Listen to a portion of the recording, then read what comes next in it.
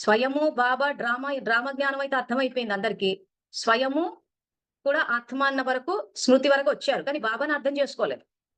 బాబా ఎక్కడ ఏ పాయింట్ చెప్తారు? ఎవరికి చెప్తారు? సో, నా స్థితి ఏంటి అని ఎవరికి వాళ్ళు చెక్ చేసుకొని దానికి తగ్గట్టు సో, ఆ బాబాని అర్థం చేసుకునే దగ్గర గూడా పూర్తిగా అర్థం చేసుకోలేదు. పరివారం విషయానికొచ్చేసరికయితే కరెక్ట్‌గా ప్రవర్తిస్తున్నాం అనుకుంటున్నారు కానీ, యాక్చువల్‌గా బాబా స్టాండర్డ్స్ ప్రకారం చూస్తే కాదు. ఎందుకంటే ఆయన పెట్టిన స్టాండర్డ్స్ ఎక్కడో ఉన్నాయి. మన స్టాండర్డ్స్ ఎక్కడున్నాయంటే అవగుణాలు చూడ్డము మనకెందుకొచ్చిన గొడవల్లే అనుకోవాలి.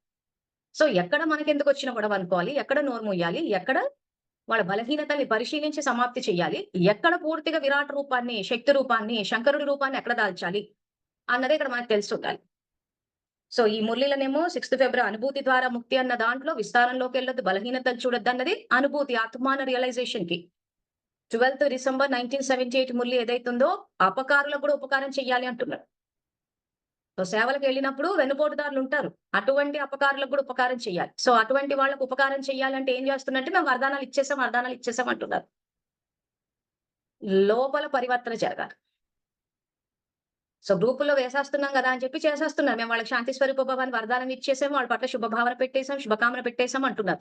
లోపల ఎప్పుడు పరివర్తన అవ్వాలి? సో, ఆ లోపల పరివర్తన అయితే అప్పుడు అపకారికి ఉపకారం చేయడం. ఆ తర్వాత ఫైనల్ స్టేజ్‌లో ఏం చేయమంటున్నారు ఇక్కడ బాబా?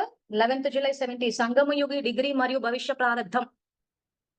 మీకు పూర్తిగా డిగ్రీ రావాలి అంటే విరాట రూపాన్ని, శంకరుడి రూపాన్ని, శక్తి రూపాన్ని వహించి వికర్మల వినాశనం చేయాలి, సహించరాదు అంటున్నారు.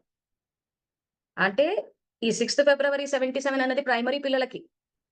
ఈ 12థ్ డిసెంబర్ అపకారికుడు ఉపకారం చేయాలన్నది మిడిల్ క్లాస్ పిల్లలకి. ఇదేదైతే సంగమయుడి డిగ్రీ అనుందో ఏకంగా అడ్వాన్స్డ్ పిల్లలకి డిగ్రీ సర్టిఫికేట్ బాబా ఇవ్వాలి అంటే. అర్థమైందా? అవ్వలేదా? ఒకసారి మెసేజ్ పెట్టండి.